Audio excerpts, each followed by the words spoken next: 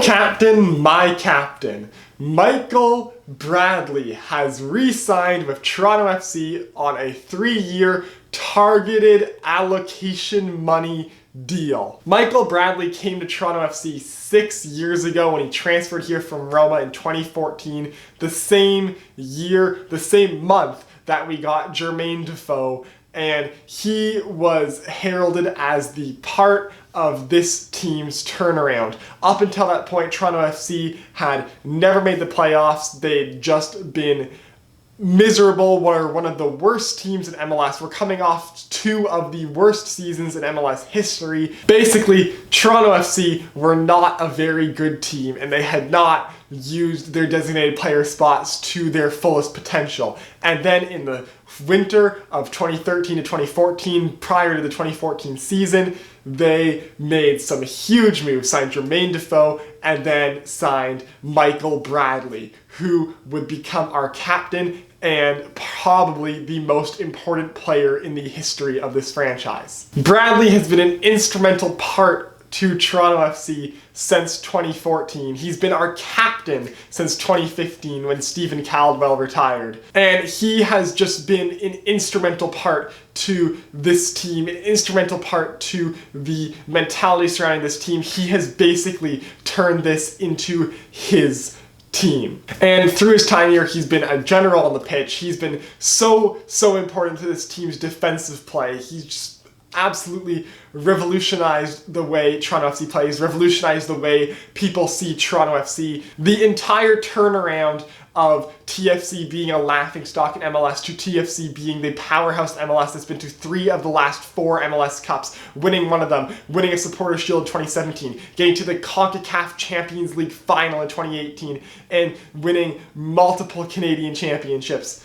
All starts with Michael Bradley. And Bradley definitely has just been everything you would want from a designated player signing in the past 6 years he has spent with Toronto FC. But now this year with the contract ending, yes, there was an option for the contract to extend the next season that would have automatically kicked in if Toronto FC won MLS Cup this year, which we almost did. But I think everyone agreed that $6 million a year for Michael Bradley was far too much, especially right now with him being 32. He still is an elite player in MLS, an elite defensive player in MLS, but you can't argue that he has lost a step, but that does not mean that he's still not an incredibly important part for this team. And keeping him in Toronto FC, in a Toronto jersey, was so important going into next season, because just what he brings to this team, the organizational ability that he has, the defensive abilities that he has, is so important, and Toronto FC desperately needs that.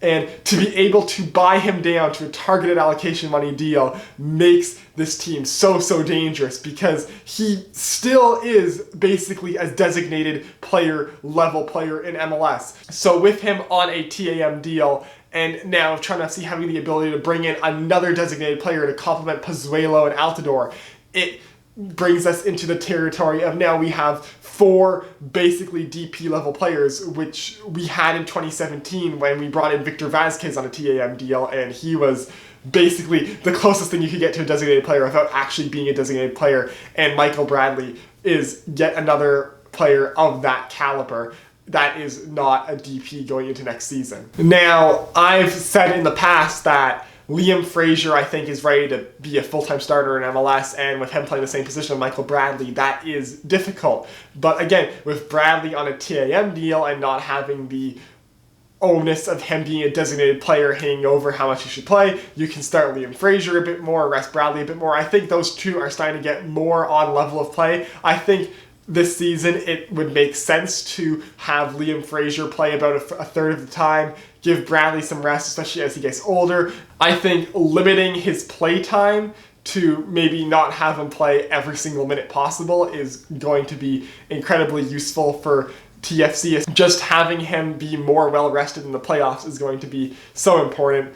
And having Liam Fraser play more has the potential to be huge for this team, because I think Liam Fraser is ready to be a very solid defensive midfielder in MLS. And now, with Bradley on a TAM deal, we can bring in another designated player. Most people are looking to bring in a striker, because Altidore bothers me because he can be so good. He can be a 20-plus goal scorer every season in MLS, but the injury issues surrounding him are significant, and basically I think TFC needs to figure out, or he needs to figure out how to limit his injuries, because Altidore can be so useful, but if he keeps getting injured, it's a waste of a designated player spot. But you bring in another designated player striker, and all of a sudden, when you have both Altidore and whoever that other designated player striker are healthy, you're basically unstoppable up front. Or, I mean, if Altidore can just stay healthy, you can potentially get a more defensive player as a DP and just strengthen up your back end to be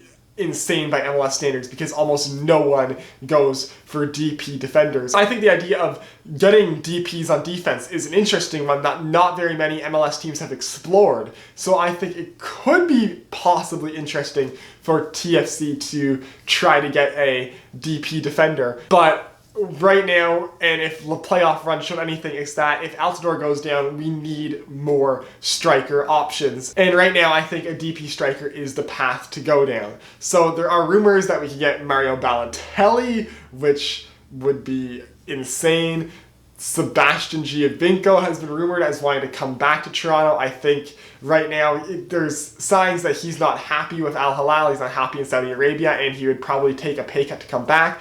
But then we get to, do we really want to bring a 33-year-old Sebastian Giovinco back as a designated player? Yes, I think he could still be a very useful scorer in MLS. But I think right now, to be a competitive team in MLS, you need a Carlos Vela or a Zlatan Ibrahimovic or a Josef Martinez level striker, and we just don't have that right now. And I think we could get one of those. Mario Balotelli, I think, could be a 20-25 goal scorer in MLS easy, and he could be almost at that level, maybe not exactly there, but a very useful DP striker in MLS. So I'm not 100% sure who we're going to get, but I think if we are going to go all out and get a DP striker, we need to get a guy who can score 20-25 plus goals a season easy, to just ensure that we are a true contender in this league. Other news for TFC early this offseason is we picked up Juan Agudelo, the former New England Revolution striker, in stage 2 of the MLS reentry draft. Agudelo is a pretty solid backup striker, and I think he'll just add the kind of caliber of striker that we haven't had as a backup since Tosaint Ricketts left.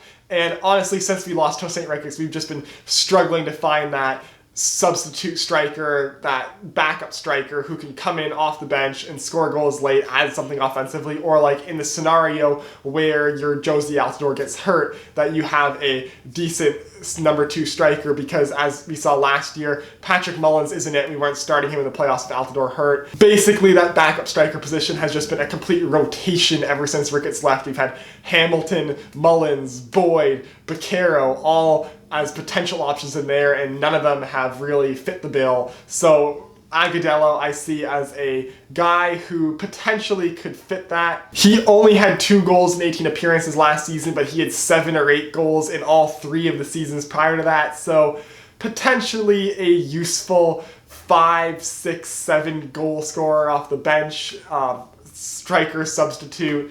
I'd be fine with that. I don't think he's the number 2 striker on your team. I think he's a solid number 3 striker on your team, a solid Tosaint Ricketts type when we had him with Giovinco and Altidore. But Agudelo I could see as a useful pickup for Toronto FC. And in addition, Ashtone Morgan has been let go and not re-signed. I am quite surprised by that. I thought we were going to try to re-sign Ashtone Morgan. He is the longest serving member of this team, and I think it's very surprising that we just have completely let him go, and it doesn't seem like we're going to pick him back up, and it doesn't seem like anyone really in MLS is going to pick him up. Interesting one there. I would have thought that potentially we'd try to buy him down to a cheaper contract, but that just doesn't seem like it's going to happen. So potentially Ashtone Morgan to the CPL rumors are popping up. I think he would be a very good player in that league. I mean, he's a guy with Canadian national team experience as recently as this year. So I think Ashtone Morgan is a weird one, because he's one of those guys who maybe isn't good enough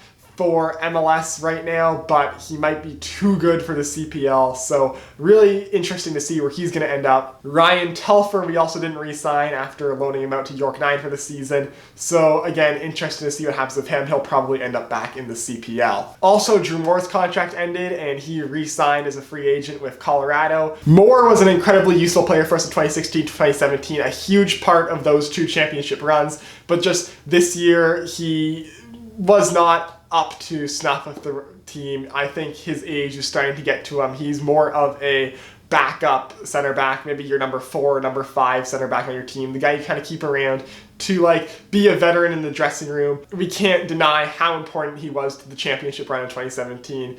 Drew Moor will be missed. And finally, Nicholas Benezet's loan ran out, and it looks like Toronto FC will not be re-signing him, as it looks like the targeted allocation money that would have gone to him is now going to Michael Bradley. So we get Bradley down to TAM, we get another striker possibly as a DP, but we lose Benezet, which honestly I'm fine with. Nicholas Benezet did not live up to the hype when he came here. He was not as impactful as a player offensively as I think he could have been, and I think people expected him to be. He had a couple really nice goals. He was solid in a couple games, but overall, I think he was a little bit of a disappointment, just never really fit in properly with the team. And so because of that, I don't think losing him is a huge deal. But yeah, that does it for this video. Hit like if you like it. Hit subscribe if you want to see more of my stuff. Follow me on Twitter. Link is down below in the description, and I will see you next time.